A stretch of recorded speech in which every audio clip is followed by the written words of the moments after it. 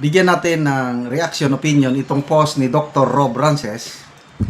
Isinare niya yung latest statement ni Senator Erwin Tulfo tungkol sa impeachment trial ni BP Sara. Ito ang pahayag ni Senator Erwin to tuloy natin impeachment trial ni BP Sara kasi nag-aantay na yung mga tao. Okay. Sinong mga tao kaya ang tinutukoy niya? Kasi sa survey ng WR numero, may 4 na groupings ng tao. May mga pro Duterte, 34%, yan ang mga green. May pro Marcos, 15% lang, yan ang mga pula. May kakamping o dilawan, 12%. And then 39% yung neutral, gray. So, sino yung mga tao na sinasabi ni Senator Erwin Tulfo na naghihintay sa impeachment? Hindi mo naman kasi sabihin tao lahat-lahat na lang.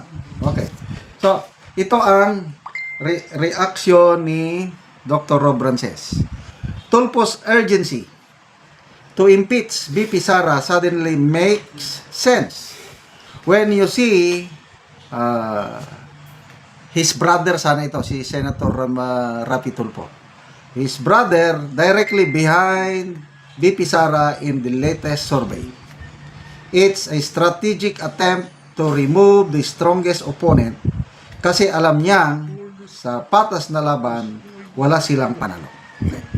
Kaya medyo nagkamali si Doc Rob Rances. Hindi naman si Senator Erwin Tulfo ang nakasama sa survey ng WR number. It is Senator Rapi Tulfo.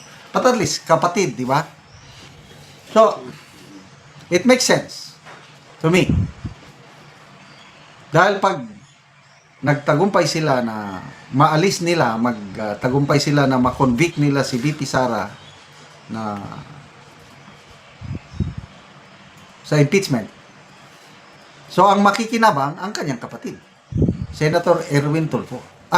Senator Rapi Tulfo. So, ang dalawang maiwan na lang na malalakas na maglaban is Rapi Tulfo and Leni Robredo. Kung, yan, the very big if, question mark, makaya nilang mapatanggal through impeachment si BP Sara. So, people who reacted, tignan natin anong reaction ng mga tao. 17,000 ang nag-react, 12,000 ang tumatawa, 2,400 ang nag-like, 2,100 ang galit. So 14% ang negative ang dating kay Tulfo, kaya nasa 85%. So nagpahayag na si BP Sara kanina.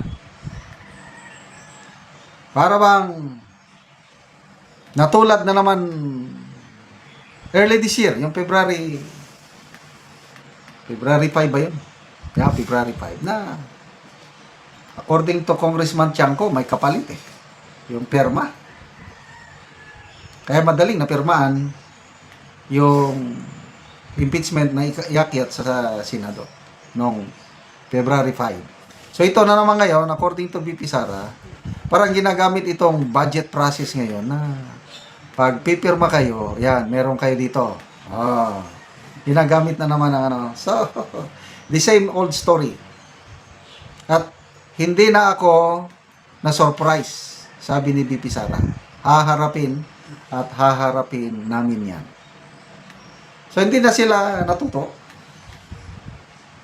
Ginagamit pa rin ang pera ng taong bayan para i-weaponize ang impeachment process na ito. So, basa tayo sa mga comments. Ethel Pineda, ambisyosong frag. Rob Caños, no Tulfo on the Senate ever.